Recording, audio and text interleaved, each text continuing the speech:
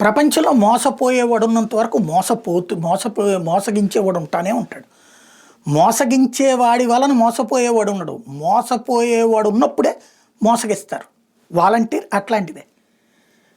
ఒకప్పుడు ప్రభుత్వ ఉద్యోగం అంటే అసాధ్యం.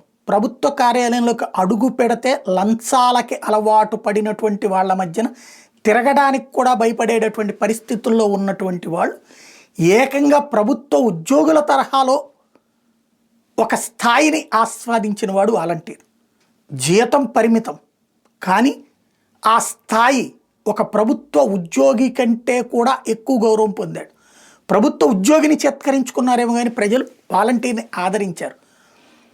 అనేక రకాలైనటువంటి పనుల విషయంలో ఒక రకంగా తమ కుటుంబ సభ్యుల కంటే ఎక్కువగా వీళ్ళని చూసుకున్నారు. వీళ్ళు అదేవిధంగా పనిచేశారు, సిన్సియర్గా పనిచేశారు. కానీ ఒక ఆశ, ఇంకా ఎదగాలి, ఇంకా ఎదగాలి, ఇంకా ఎదగాలి అన్నటువంటి, పర్మనెంట్ అయిపోవాలి అన్నటువంటి దానికి అనుగుణంగా ఉద్యమం చెయ్యబోతే జగన్మోహన్ రెడ్డి చెప్పాడు, మీకోసం ఇచ్చింది ఉపాధిది, దీన్ని ఉద్యోగం అనుకోవద్దు అని చెప్పి. దాంతో జగన్ మీద కోపం ప్రారంభమైంది. ఆ తర్వాతన 40 ఏళ్ళకి చేసేటటువంటి వాళ్ళకే ఇంత ఉంటే మమ్మల్ని అందరినీ పట్టించుకోవట్లేదు అన్నటువంటి కార్యకర్తల కోపంతో ఆ కార్యకర్తలకి ఒక కమిటీలు వేసి ఆ టీములకి ఈ వాలంటీర్ని అనుసంధానం చేయడంతో వాలంటీర్లలో చిర్రెత్తుకొచ్చింది. ఈ టైంలోనే వాలంటీర్ల మీద తీవ్ర ఆరోపణలు చేసినప్పుడు పవన్ కళ్యాణ్ మీద ఆ కోపం వచ్చింది.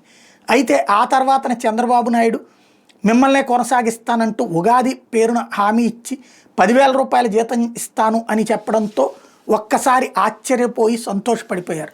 పవన్ కళ్యాణ్ అభిమానుల వయసే ఎక్కువ మంది వాలంటీర్లు. అందుకనినే జగన్ ఉద్యోగం ఇప్పించిన పవన్ కళ్యాణ్ని నమ్మారు, చంద్రబాబుని నమ్మారు. చివరికి ఫైనల్గా కొంతమంది వైసీపీని నమ్మిన వాళ్ళు రాజీనామా చేస్తే నమ్మని వాళ్ళు రాజీనామాలు చేయకుండా కూర్చున్నారు. వాళ్ళు పోయారు, వీళ్ళు పోయారు.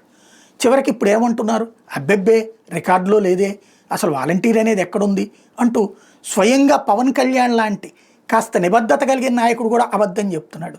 ఒక సోర్స్ అంటే జీవో ఇస్తే జీవో ప్రకారం జీతం ఇచ్చారు. అలాంటి దాన్ని అసలు రికార్డులో లేదే అని చంద్రబాబు గారు చెప్పిన మాటే పవన్ కళ్యాణ్ నోట కూడా విన్నాక షాక్ తినడం అన్నది వాలంటీర్ల వంతైంది.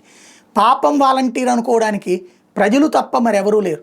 ఎందుకంటే వైసీపీ కార్యకర్తలు వాలంటీర్ వ్యవస్థ మీద తీవ్ర ఆగ్రహంతో ఉన్నారు. తాము దెబ్బతిన్నా వాలంటీర్ వల్ల జగన్ గెలుస్తాడు అనుకుంటే అదే వాలంటీర్లు జగన్కి వెన్నుపోటు పొడిచారన్నటువంటి వాళ్ళ కోపం. అదే సందర్భంలో భవిష్యత్తులో కూడా వాలంటీర్ వద్దనినే జగన్ మీద ఒత్తిడి తెస్తారు వాళ్ళు. ఇప్పుడు ఈ కూటమి వద్దట్టుంది. వాళ్ళు రెంటికి చెడ్డ రేవడయ్యారు.